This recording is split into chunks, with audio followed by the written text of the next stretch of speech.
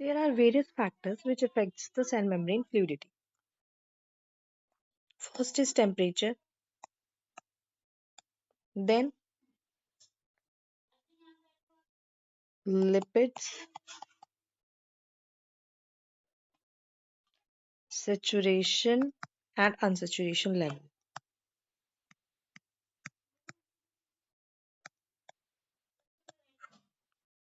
Number 3, cholesterol content.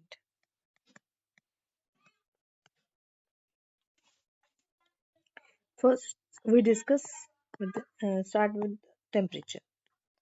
So, अगर temperature rise करता है तो क्या होता है? फ्लूइडिटी इंक्रीज करती है. टेम्परेचर डाउन जाता है तो फ्लूइडिटी डिक्रीज जाती है. तो वो टेम्परेचर मतलब नॉर्मली मेम्ब्रेन क्या है? एक ऑर्डर्ड स्टेट में है. ऑर्डर्ड स्टेट से वो क्या हो जाती है? एक डिसऑर्डर्ड स्टेट में चली जाती है. अनऑर्गेनाइज्ड, डिसऑर्डर्ड, ऑर्गेनाइज्ड से अनऑर्गेनाइज्ड.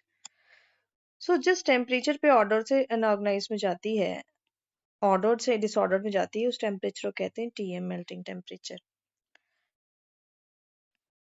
तो with increase in TM, TM increase होता है तो फ्लूइडिटी इंक्रीज होती है. हम ये कह सकते हैं कि टीएम डिक्रीज होता है तो फ्लूइडिटी डिक्रीज होती है.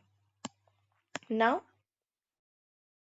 effect of saturation and unsaturation, saturation and unsaturation of fatty acids of lipids.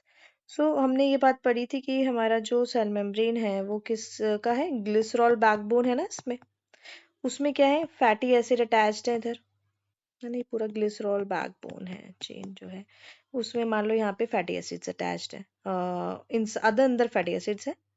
ये फैटी एसिड्स की चेन है इधर, और इधर क्या है? हमारे अल्कोहलिक बेस. ठीक है, जो कि पोलर हेड है. ये हमारा पोलर हेड है. अब मान लो ये जो चेन है, अब ये जो दो चेन है ये हमारे लिपिड की, अगर इसमें सेचुरेशन है तो ये स्ट्रेट होगी. अगर कहीं भी अनसेचुरेटेड आ गया, मतलब डबल बॉन्ड आ गया फैटी एसिड के अंदर, किसी भी फैटी एसिड चेन में बीच में डबल बॉन्ड आ जाएगा, तो हम ये पढ़ते थे कि आइसोमेरिज्म की एक सिस फॉर्म होती है, एक ट्रांसफॉर्म होती है. तो हमारी सेल मेम्ब्रेन में केवल सिस फॉर्म एग्जिस्ट करती है. ठीक है, जैसे ही कोई सेचुरेशन आपको दिखेगा, अनसेचुरेशन दिखेगा, वैसे ही क्या होगा? इसमें एक किंक आ जाएगा. तो नॉर्मली जो अनसेचुरेटेड फैटी एसिड्स होते हैं वो सेकंड कार्बन पे होते हैं. ठीक है, तो आप जो बनाएंगे ना, जो आप बनाएंगे उसमें आप ऐसे बनाएंगे कि किंक आ गया. किंक मतलब आपको एक झुकाव, जहाँ पे ये डबल बॉन्ड होगा वहां से चेंज जो होगी वो थोड़ा सिस फॉर्म में ऐसे झुकाव हो जाएगा. ठीक है, तो ये किंक आ गया. अब मान लो सारे ऐसे किंक वाले हैं अगल बगल, तो क्या आप इसकी जो अरेंजमेंट है कितनी कॉम्पैक्ट होगी? कम होगी ना कॉम्पैक्ट. तो अगर अनसेचुरेशन ज्यादा होती है, अनसेचुरेटेड फैटी एसिड्स ज्यादा होते हैं, तो क्या होता है? फ्लूइडिटी इंक्रीज होती है. अगर सेचुरेटेड ज्यादा होंगे, अगर स्ट्रेट स्ट्रेट सब होंगे तो कितने कॉम्पैक्ट अरेंज हो जाएंगे, है ना. तो सेचुरेशन अगर ज्यादा होते तो फ्लूइडिटी डिक्रीज हो जाती है. ठीक हो गई ये वाली बात. अब इफेक्ट ऑफ कोलेस्ट्रॉल. कोलेस्ट्रॉल का क्या इफेक्ट है? कोलेस्ट्रॉल क्या करता है? एक बफर की तरह एक्ट करता है. कोलेस्ट्रॉल क्या है? एक बफर है. ये क्या करेगा?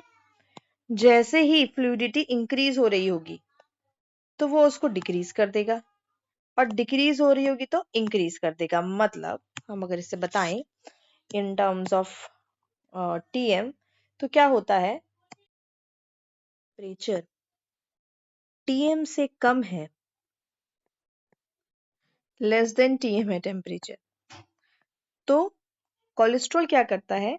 कोलेस्ट्रॉल लिपिड्स के हाइड्रोकार्बन चेन से इंटरैक्ट करके इनकी फ्लूइडिटी इंक्रीज कर देता है. और अगर टेम्परेचर टीएम से ज्यादा है तो कोलेस्ट्रॉल इनके हाइड्रोफोबिक चेन्स के साथ इंटरैक्ट करके उनकी फ्लूइडिटी डिक्रीज कर देता है. तो ये क्या करता है, एक बफर की तरह काम करता है।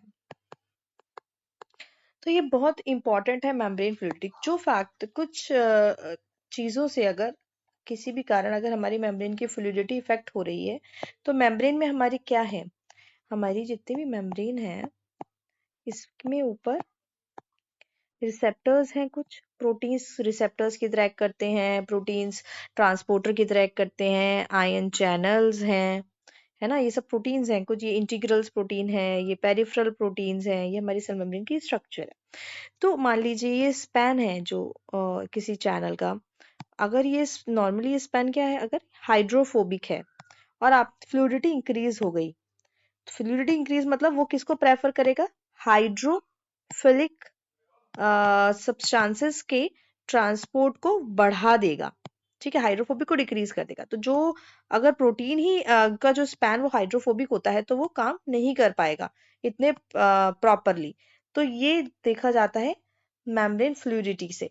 तो मेम्ब्रेन फ्लूइडिटी अगर इंक्रीज हो जाए या डिक्रीज हो जाए तो हमारी normal functioning of cell membrane को इफेक्ट आता है, जो कि नॉर्मली वर्क नहीं कर पाती।